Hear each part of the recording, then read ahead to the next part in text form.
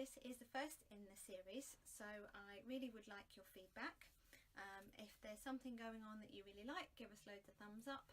If there's something that you're not so sure about, give us the thumbs down as well. That's as valuable. And I will make sure that this video is live for people to view afterwards. So if you don't see the beginning, you can definitely catch up. Okay, let's get started. My name's Lorna Reeves and I'm the founder of MyOhMy Weddings, and we're the UK's #1 LGBT dedicated wedding planning service. Now, it's really important to me that I give back to the LGBT community. They were really there for me when I was coming out, when I was figuring out who I was and what I wanted to be. So to celebrate LGBT History Month and to give a bit of something back, we've launched this Facebook series, which I'm really excited about. And the idea is that we will speak to a few different people who are prominent in their field and, who are prominent in their various different fields and share their stories. Now, the hope is that these stories resonate with somebody, and if you're going through a particularly tough time, they might help you realise that it does get better, and help you realise that there are other people out there like you, and the community is here and ready for you whenever you want to reach out. I'd also like to take a second to thank any of our straight allies that are joining us today. Huge kudos to anybody that wants to learn and develop and understand their fellow human a little bit better. We can't make equality, we can't drive equality on our own, and we really do need our straight allies. So a big huge thank you if you're joining us, and I look forward to reading your comments after. So without further ado, I'd like to invite the wonderful Allan Harding to share his story. Now, he hasn't shared it much before, so we really look forward to what he's got to say. Allan is a hugely successful property investor and the founder of FX Technologies, and I'll let him tell you all about what they do and his new e-commerce company as well. Now, bear with me while I just invite Allan in. Just adding Allan back. Hello. Hi. So can you hear me now, Lorna? I can hear you. So I've got a little bit of feedback. Okay. Can you drop the volume for me? Let's do. How's that? Better. Can you hear me? Yeah, just about. I'm just Great. hoping somebody out there is going to tell us that they can hear me. Hopefully. Somewhere. Trips on the line. Can you hear Allan?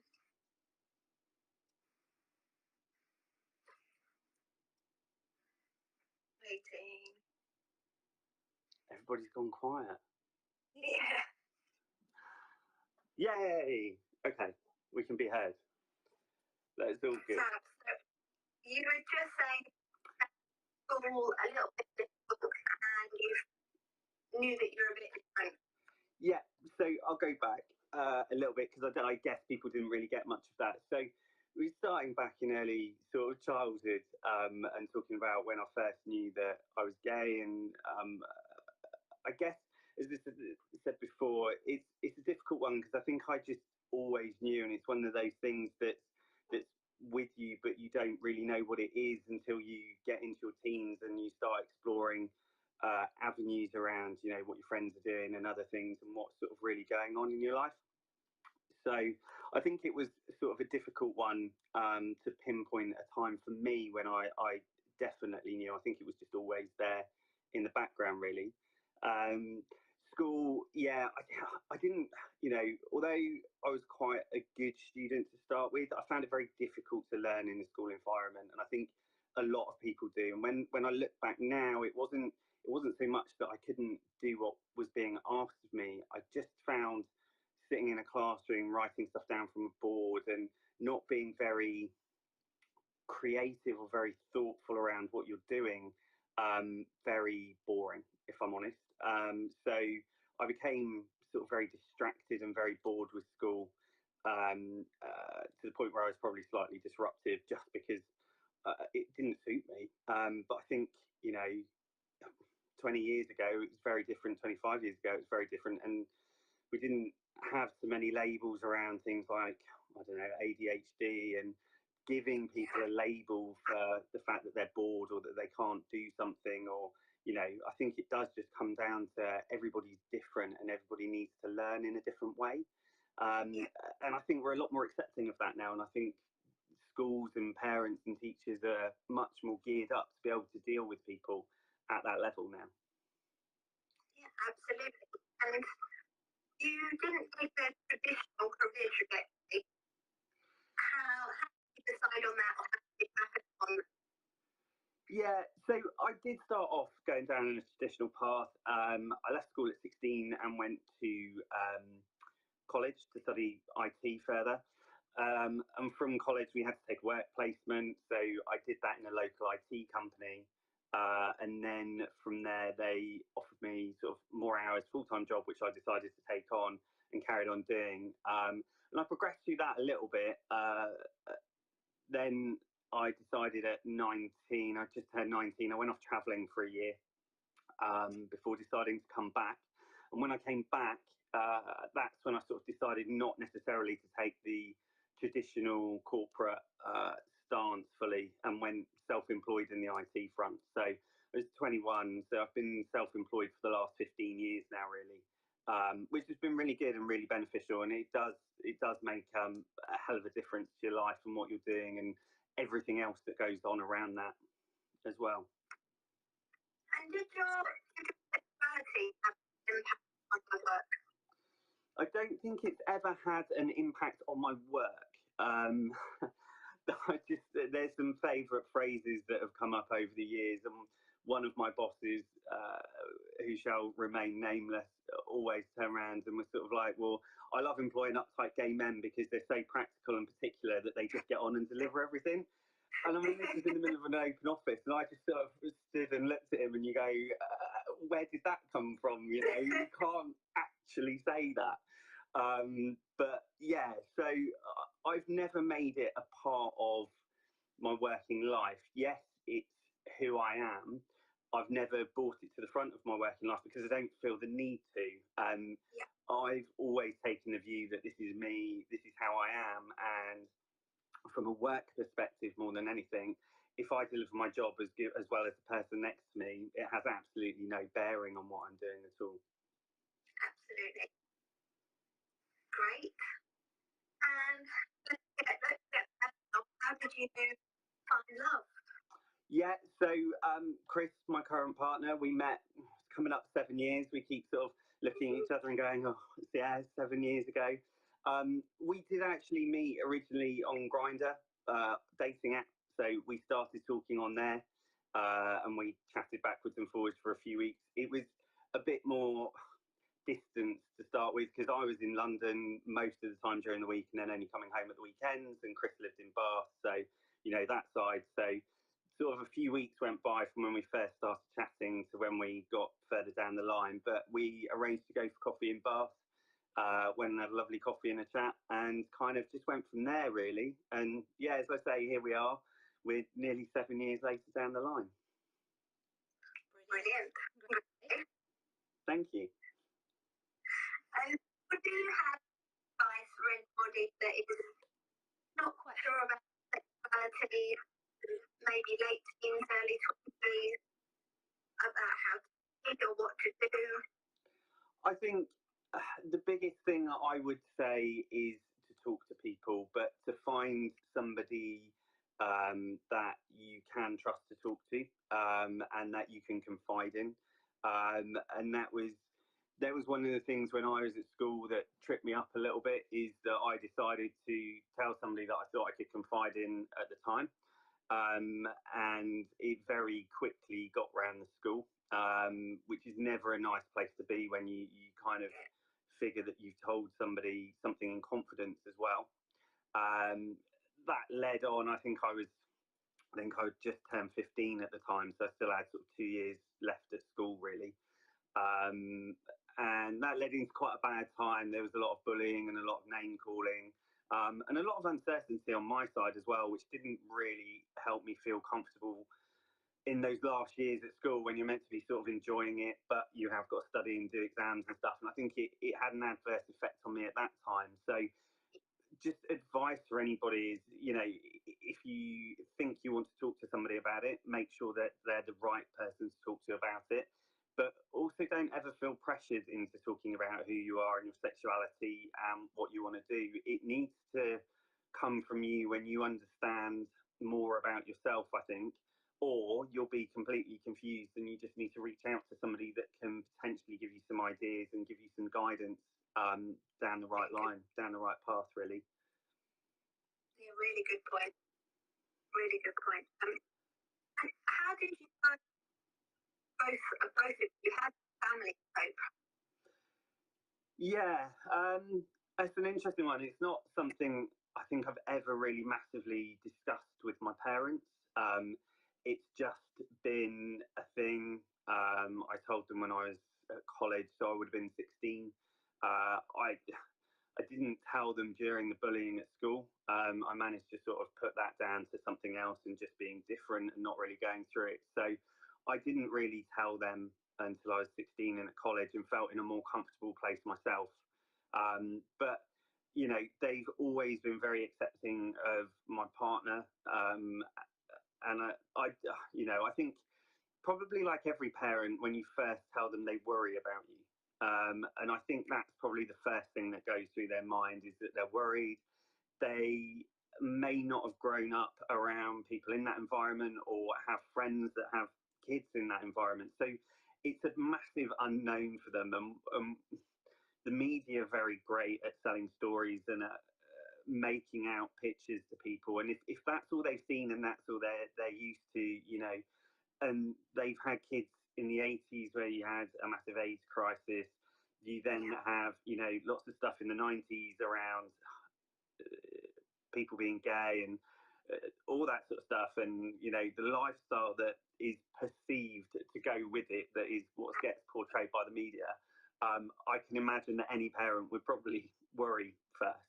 But I don't think it's ever like that. And I think once they get used to seeing you settle into it, I think it becomes a lot easier for them as well. Yeah, and a bit of educating with them as then you go along. Yeah, absolutely. Brilliant. So what are you doing now? For the next 6 months, 12 months? Yeah, so still obviously working on the IT business. And as I said at the beginning, we've really utilised that IT business and kind of pushed all the profit and all the funding over into our property business so that we can really expand on the property side and build the income up on that as much as possible. So we've got 2 big projects ongoing at the moment. So we have a 26-bed care home that we're purchasing, which is in Nottingham, and that's due to be turned into a 22-bed HMO. So fingers crossed for our planning decision at the beginning of March. So that should all be interesting. And then we have another property which is actually down here in Chippenham in Wiltshire, which we're buying, which initially be a 14-bed HMO, and there's further planning to make it an 18-bed HMO as well. So that's a lovely Grade 2 listed, double-fronted Victorian building. So it's big and it's lovely, and yeah, it's all the right things that I like in a project. But obviously having 40 rooms coming online over what's probably going to be the next 6 to 8 months, yeah, is going to be completely hectic. I'm very lucky that I work with some wonderful people on the property side as well.